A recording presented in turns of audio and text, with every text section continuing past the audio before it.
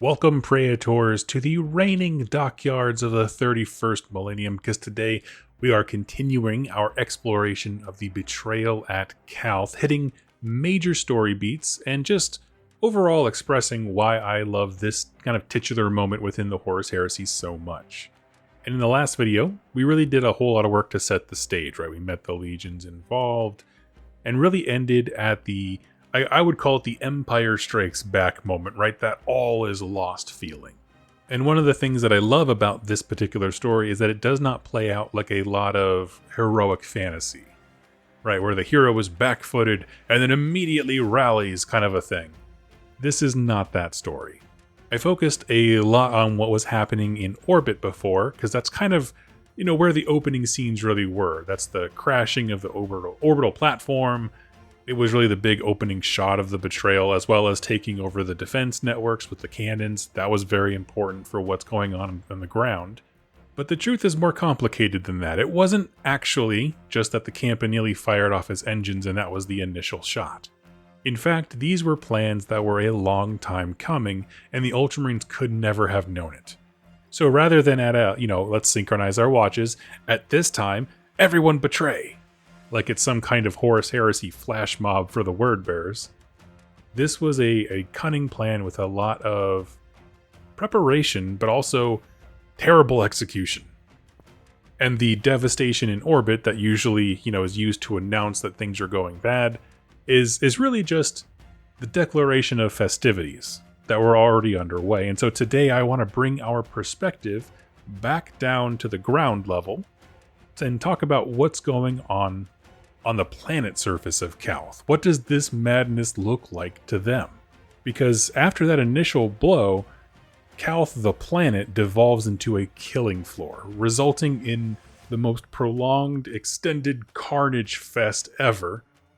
And that's the madness that we are here to cover today. Now, announcement that I want to make up top here, I'm going to do it for all these videos. Pop Goes the Monkey is a bits designer, creator, and fantastic member of the community. And they are turning 10. The owner, Matt, wants to run a lore contest, and I promised I would promote it here. It's totally free to enter. You're going to write out the lore for your custom, Heresy Legion, or, your fleet or whatever, or your chapter if you're doing 40K. He'll select a winner, and the winner gets a $500 gift card to Pop Goes the Monkey, specifically for the purpose of bringing your fictional, chapter or whatever to life. That's custom shoulder pads, designs, bits upgrades, all of it. It's a crazy opportunity. I have a video with all the details on how to enter in the description down below. Please go ahead and do that as a personal favor to me, and as a way of celebrating a member of our community being around for so long. And best of luck to you, because someone's going to get a killer army out of this. Alright, so back to our story here. I mentioned before that if you look a little closely, the Campanile crashing was not technically the instigating act, at least chronologically. To understand this, we need to talk about how the ground forces were distributed. I touched on it minorly in the last video, but essentially the local governor of the planet, and therefore the main city, known as Numinous City, had been pouring an obscene amount of money and engineering power into this mustering of this campaign. Remember, the initial plan was to have 2 full legions sit here at this thing, get refueled, restocked, and then go out to prosecute this war against the orcs. That's the pitch that Horus put out there. So naturally, the planet of Calth did everything that you would want to do for that. So the planetary governor builds 68 muster camps across this major, a super city that covers the surface, a lot of it. Enough so that each one of them being large enough to host a full company of space marines. So we're talking hundreds and thousands of marines. And as they're going over all the preparations that this planet had to make for 2 legions to be stationed at it, you really kind of understand what Gilliman was initially talking about when Horus suggested this, where you're like, really, do we need 2 legions? The magnitude of the stockpiling, of the mustering locations and the physical space, it's incredible. At each of these mustering sites are things like barracks, ammo, depots, and reserves. There's repair sites for all of your weapons and armor and so on. Just everything a crusade would need. It's here in spades, but spread all over. And since the Ultramarines were here first, Calth is part of the greater 500 worlds of Guilliman, and so he sees this layout for spreading his men around and decides to mix his units and the word bearers together. Not that they share barracks or rooms or whatever, but that, you have these like 68 mustering camps, and he essentially staggered his and the word bearers' legions. They were neighbors to each other, and his logic is, if this is about building camaraderie with my brothers, like, let's maximize it. Which is a very analytical way to think of something as soft-skilled as camaraderie, but I understand his logic, right? Let's do drills together, shooting practice, share stories, traditions, all of that, and it would just be aided by accessibility to your brothers. And then the word bearers started arriving, and I said before, they really did kind of trickle in from different directions, kind of all over the place. What the Ultramarines don't know is that they were slaughtering minor ships, star stations, and outposts all the way towards Calth, trying to kind of conceal what was going on. But the ships begin arriving in system, and the people of Calth immediately began to notice a few odd occurrences. First of all, everyone thinks the word bearers are creepy as hell. Not just them, but like the human auxiliaries, like their Imperial army that travels with them, are also really weird.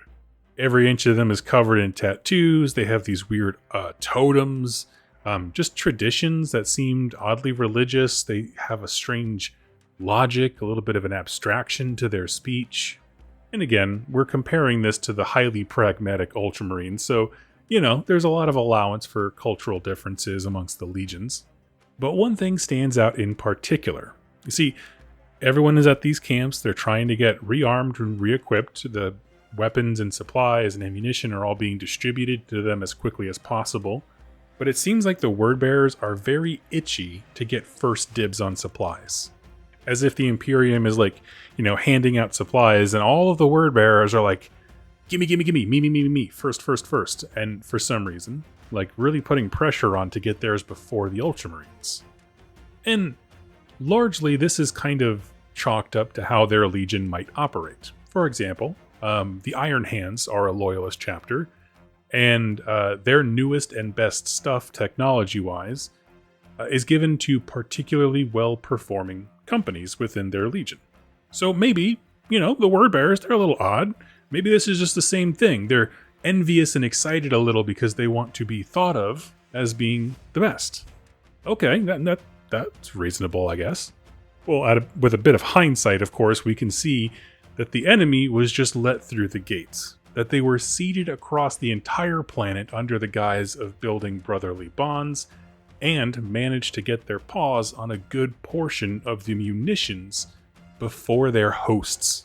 And part of it, this seems very obvious to us, right? And you think to yourself, how could they not have seen this coming? How does this not all add up to something strange? I think part of it is you have to remember that the psycho conditioning and stuff that the legions went through, not the Space Marines of 40k, where now the treacherous powers of chaos are understood, but these guys had no concept of betrayal, that there's this undercurrent of unity that is almost imprinted in the base level of their minds. They could not conceive of this happening, at least the overwhelming majority of them. And that's just where things stood as the Ultramarines knew it. Now, it seems from later examinations, as the Forge World book kind of points out, there were a few events that happened before the Campanile ever fired off its engines. Again, that's considered the initial starting pistol of this whole thing. But even hours before then, various leaders amongst the Ultramarines were not reporting to where they should have been. And this is, of course, hawked up to the idea that hunter cadres of the word bearers were already sneaking their way through the Ultramarine ranks, trying to assassinate various levels of leadership, with the idea that once the opening bombardment stops, having no leader will create, discord and disarray. And this has a lot to do with something very important to this whole story, is that the word bearers perceive the Ultramarines as strict, dogmatic followers. And to them, they almost go about treating them like orcs, which is just you kill the leader, or otherwise break the flow of command, and they'll start to fall apart. Which is not necessarily the reality, but it's, again, their perception of the Ultramarines. So we actually know that a bunch of the assassinations, leadership echelons, theft of munitions and stuff, weird events that were happening in the hours leading up to the Campanile firing its engines, there was a lot going on. And the killing of leaders, hoarding of supplies, again, further backfoots the loyalists once the events unfold. And it plays out exactly like we described. Tens of thousands of Marines and dollars worth of Forge World miniatures are obliterated in an eye blink, falling from the sky, crashing. And this is, again, where the beauty of Games Workshop writing presents itself, right? In Book 5, Inferno by Forge World, this is depicted as a history book, detailing several clashes that really epitomize the greater conflict, while the Black Library books associated with the betrayal at Calth make this much more of a personal story with fixed characters and perspectives. And so I kind of want to, on a surface level, blend those two together for you a little bit. And we'll start just with the idea here on the ground that all Vox and radio communication is down. Like I mentioned, there's some old walkie-talkies or something, but like the real communication network for, coordinating forces, that's all down. Heretical Mechanicum armies have unleashed essentially malware, it's called scrap code, upon the systems and crippled them. The Loyalists have very little ammunition. You also have no idea who you can trust. Because obviously, after a little while, you will understand the word bearers are the enemy, but also the vast majority of forces, just by sheer numbers, are like Imperial Army. And you can't necessarily tell who's who on that. At least not until they open fire at you. In the beginning, the only safety is in motion. Keep running. Keep moving. Keep looking for survivors. As you go, if you find an ammunition crate that got blown here from clear across the planet, it's just sitting there, grab it, now you've got bullets for that gun. And after a short amount of time, these survivors begin to find one another and coalesce into minor forces. Some of them even getting up to like a couple thousand strong of just troops trying to move.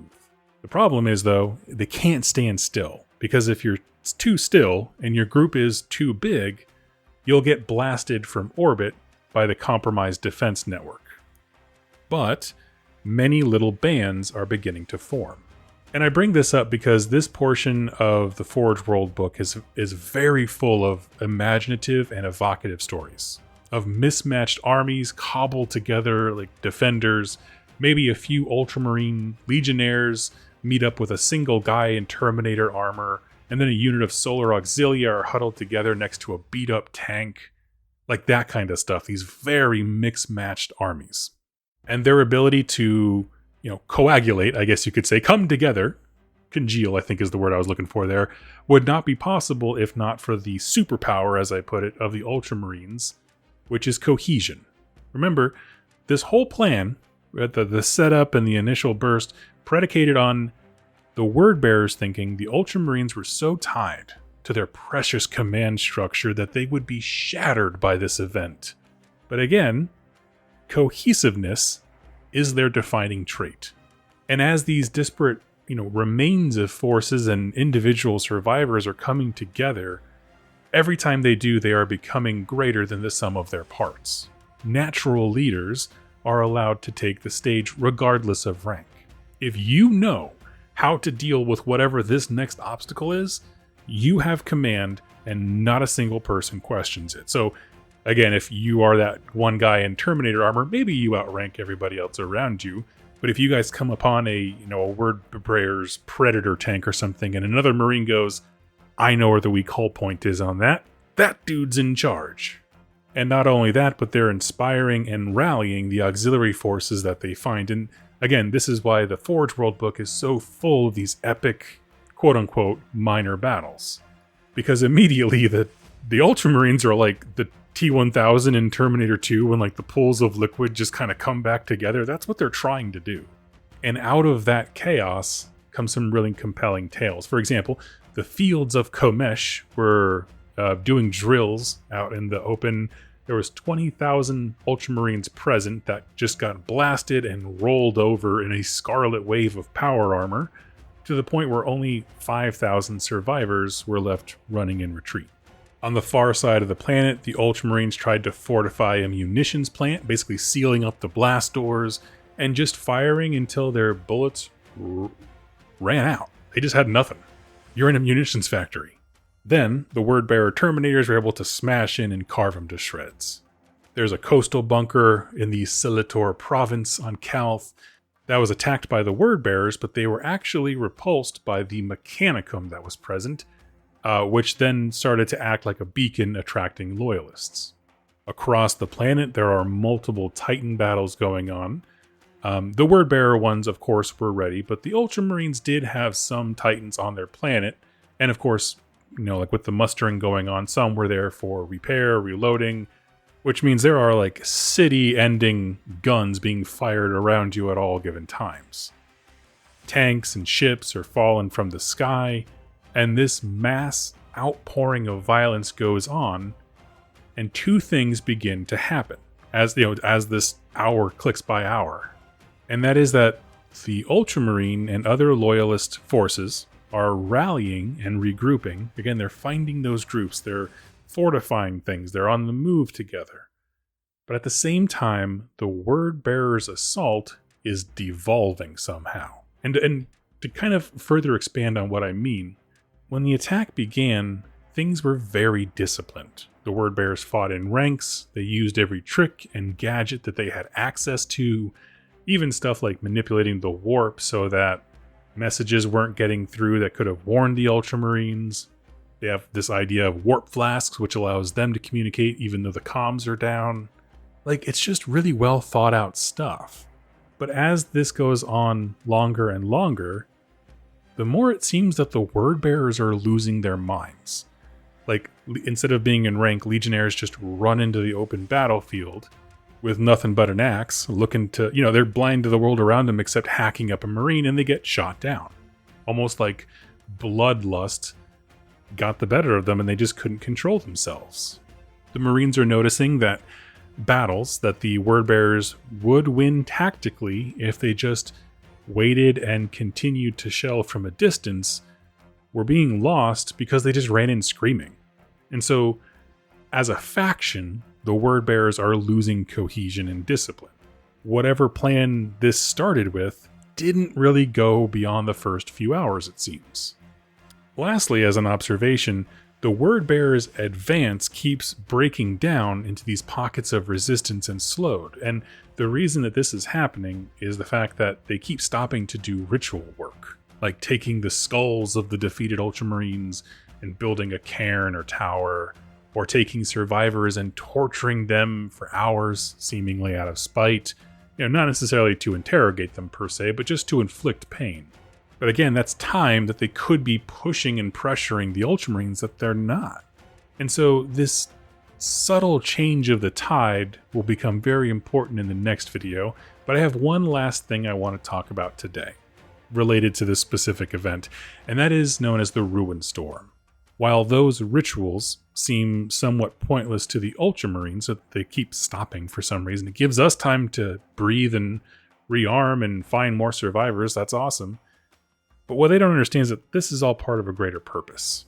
In fact, every aspect of this assault has been for a reason, and for that I want to zoom out to Lorgar, the Primarch of the Wordbearers, his perspective. Because this slowdown of, we'll call it festivities, has to be for some reason. And a big part of it is a grand ritual known as the Ruinstorm. I kind of alluded to it in the last video, but Horus could have had any legion attack the Ultramarines.